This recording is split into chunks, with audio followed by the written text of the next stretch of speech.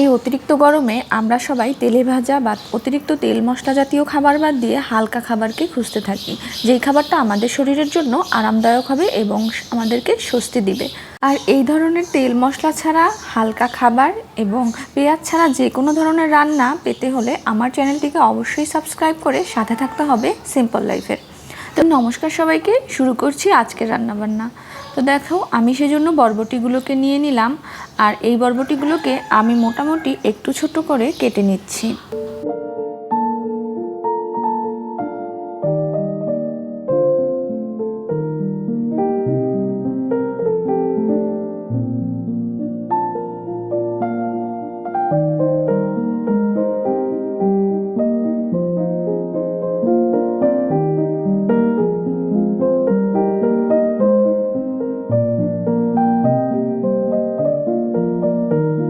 এবারে আমি বরবটিটা ধুয়ে নিয়েছি।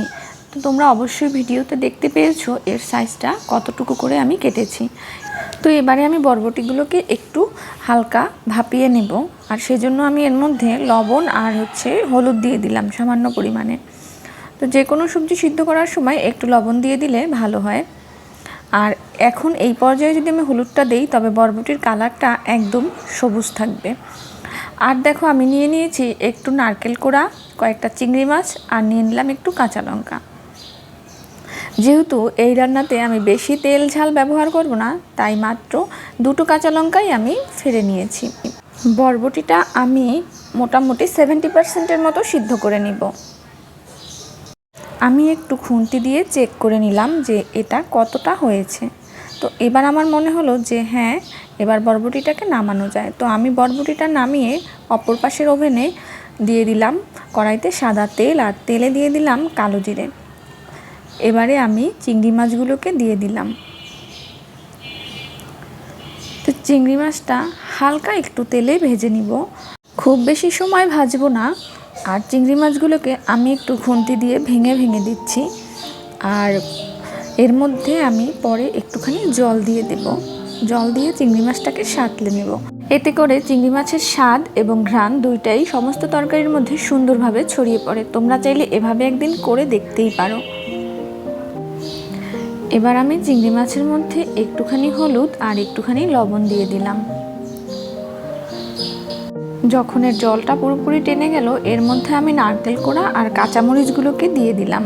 নারকেলটা খুব বেশি ভাজা ভাজা করা যাবে না, একটু কাঁচা কাঁচা ফ্লেভারেরই থাকবে।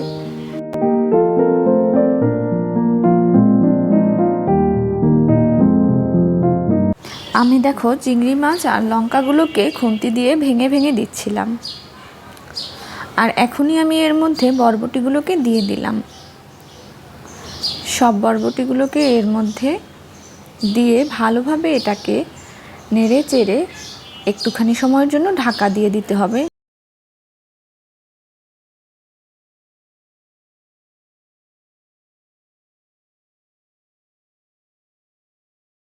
বরবটির মধ্যে যেহেতু একটু জল জল রয়ে গিয়েছে এবং এটা সম্পূর্ণ সিদ্ধ যেহেতু হয়ে গিয়েছে, এটা একটু আঠালো করার জন্য আমি এর মধ্যে কিছু ময়দা বিছিয়ে দিলাম। ময়দাটা দিলে, বা ময়দা বা এক্ষেত্রে চালের গুঁড়াও দেওয়া যায়, তো এটা দিলে মানে সবজিটা একটু আঠালো আঠালো হয়। তো এবারে আমি খুন্তির সাহায্যে বরবটিগুলোকে একটু ভেঙে ভেঙে নিচ্ছি, যাতে এটা একটু নরম এবং আঠালো হয়ে আসে, যা দেখতে সুন্দর লাগে। তো এভাবেই আমি রান্না করি বরবটি। কেমন লাগলো আজকের রেসিপিটি অবশ্যই কমেন্ট করে জানাবে। বিদায় নেব এখনই, তার আগে অনুরোধ একটাই, চ্যানেলটি সাবস্ক্রাইব করে অবশ্যই আমার পাশে থাকবে। ধন্যবাদ সবাইকে, টাটা।